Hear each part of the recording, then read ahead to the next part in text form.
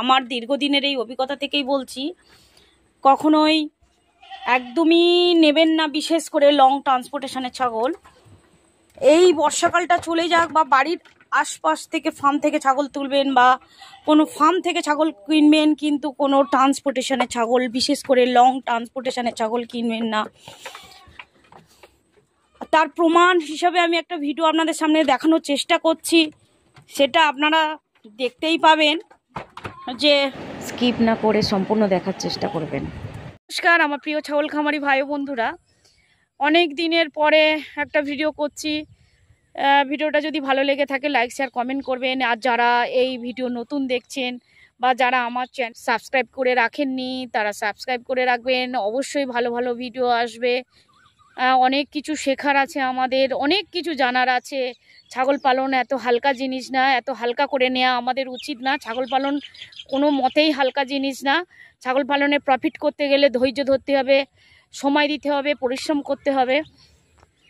এই সময় বর্ষাকাল চলছে, এই সময় বিশেষ করে যারা নতুন খামারি মনে করছেন ছাগল কিনবো, বিশেষ করে অনেক লং জার্নি করে আসে যেসব ছাগল, সেই সব ছাগল একদমই কিনবেন না। ভীষণভাবে ক্ষতির সম্মুখীন হতে হয়। 10টা যদি কেনেন 5টা বাঁচে, 5টা মর্টালিটি হয়, কিন্তু ভীষণভাবে সমস্যার সম্মুখীন হতে হয়। বিশেষ করে হাটে বাজারে ছাগল এই সময় কিনলে সমস্যা হবেই হবে। বন্ধুরা, এখন বর্ষাকাল এসে গেছে, খুব সাবধানে থাকতে হবে, কারণ শীতকালের থেকেও ভয়ঙ্কর সময় হচ্ছে বর্ষাকালে। এই বর্ষাকালে যদি না আমরা ঠিকমতো ছাগলকে দেখাশুনো করতে পারি, বিভিন্ন সমস্যা এসে যায়। আর বিশেষ করে যারা নতুন খামারি তাদের দিক দিয়েই বলছি, ছাগল সব সময় এই সময় বর্ষাকালে একদমই কিনবেন না। যদি ফার্ম থেকে নিতে পারেন বা কোনো বাড়ির আশেপাশে থেকে যদি ছাগল তুলতে পারেন, বা এই সময় বিশেষ করে ট্রান্সপোর্টেশনে ছাগল একদমই তুলবেন না। যেটা আমি তার প্রমাণ হিসাবে আমি একটা ভিডিও আপনাদের সামনে দেখানোর চেষ্টা করছি। ইনাকা থানা অন্তর্গত মালঞ্চ চৈতল গ্রাম নিবাসী আমি। আমার এই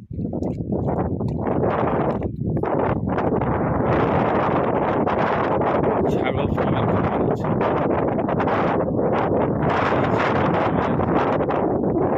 খামারে উদ্বুদ্ধ হয়েছিলাম সোনাপুর চন্দনাদির ওই ভিডিও দেখে, ওই চন্দনাদির ভিডিও দেখে আমি কিছু ছাগল কিনি। বড় জাতের ছাগল কলকাতার নারকেল হাট, রাজারহাট নারকেল বাজার, ওখান থেকে কেনা হয়। সেই ছাগল কিনে আনার পরে আমি খুব বিপর্যয় হই। ওই দিদির সঙ্গে যোগাযোগ করে দিদি আমাকে পরামর্শ দেয়, বাজার থেকে ছাগল কিনলে এই ছাগল অনেক মরে যায়, সব ট্যাকে না। তো ওনার পরামর্শ মতন আমি চিকিৎসা যে মতন বলে দেয় চিকিৎসা করতে লাগে। তার থেকে একটা পাঁঠা, বড় পাঁঠা, বিটেলের পাঁঠা, তোতাবড়ি, দুটো বগরি মারা গেল। আরও বাড়িতে যেসব ছাগল ছিল মারা গেল। তার মধ্যে কিছু ছিল বেঁচে। ওনার পরামর্শে চিকিৎসা হয়। আস্তে আস্তে এই 1 বছরের মধ্যে অনেক ভালো বাচ্চা হয়েছে। আর খামারটা আস্তে আস্তে চলছে ভালো। উনি যা যা পরামর্শ দেয় সেই পরামর্শ মাফিক চললে আমাদের অনেক উপকার হয়েছে। একটা তোতাবড়ি পাঁঠা সাদা, এই যে একটা তোতাবড়ি পাঁঠা, আর এই যে বাচ্চা হয়েছে,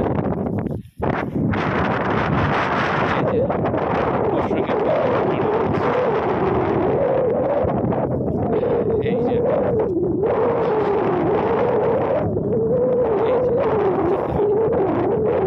এই যে বাচ্চা হয়েছে।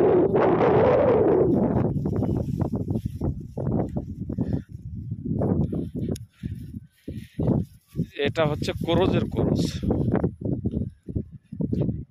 করজের থেকে করজ হলে খুব ভালো হয়।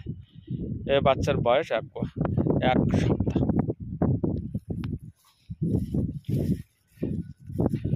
এই বাচ্চার বয়স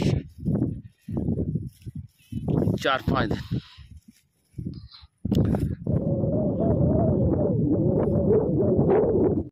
বন্ধুরা, এই সময় একদমই ট্রান্সপোর্টেশনে ছাগল নেওয়া উচিত না।